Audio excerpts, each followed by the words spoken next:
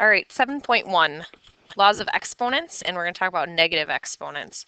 So this first part is review. So I'm going to give you the general rule, and you're going to do the examples and then check your answers. So if I am multiplying like bases, you add your exponents. So go ahead and try those first two examples. Again, this is a review. So go ahead, try those first two examples, and then be ready to check your answers. Okay, check and make sure your examples are correct there. All right, so general rule, when you multiply like bases, remember to add your exponents. So multiply like bases, make sure you add your exponents. All right, going on to the next example, the quotient property. Quotient means to divide. So anytime you are going to divide like bases, so if I have a to the m divided by a to the n, you subtract your exponents. So this is a to the m minus n. So go ahead and do those two exams. All right, how'd you do? Okay, so remember, anytime we are dividing like bases, we subtract our exponents. Now, these are rules that you're going to continue to use throughout this unit, so make sure you have a good understanding of those basics. If not, make sure you're getting in to see me or going to the math lab. All right, power to a power. Anytime you have an exponent raised to another exponent, you are going to multiply those exponents together.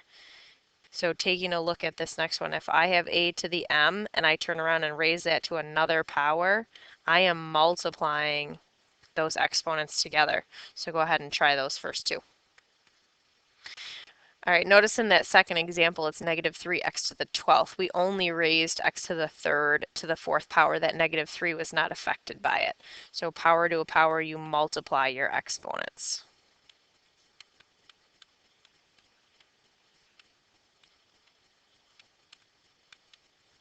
Okay, next thing we're looking at is power of a product. So if I have a product, let's see, a times b, and I raise it to an exponent, you are going to raise each one of those factors to that exponent.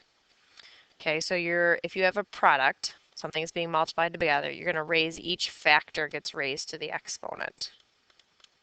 A lot of times you have your numbers and variables attached inside that product.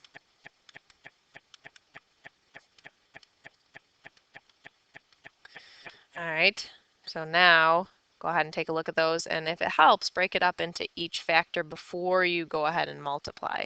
And this one, I'm going to warn you, you're going to have to use your power of a power rule also. All right, that second one is pretty tricky. You had a couple different rules involved there. So you had to use your power to a power rule and your product rule there. Okay, now the last one, we have power of a quotient. If you're doing the power of a quotient, then the exponent applies to the numerator and to the denominator. So if you're dividing something, let's say we have a divided by b and we raise it to the m, the numerator gets raised to the exponent and also the denominator.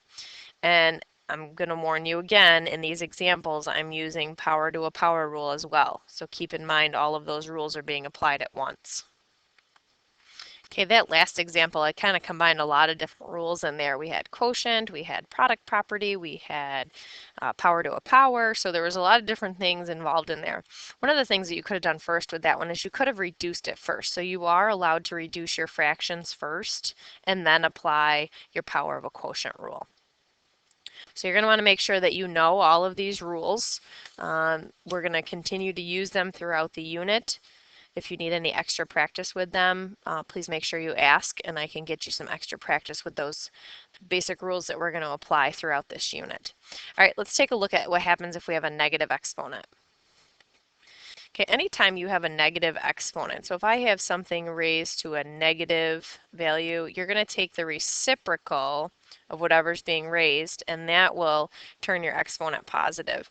And the rule goes the other way. If you have the reciprocal of something, so if I have 1 over a to the negative exponent, then I can just take the reciprocal of that, and it will become positive. So if I have 3 to the negative 2, that's going to turn into 1 over 3 squared, which I can then simplify to 1/9.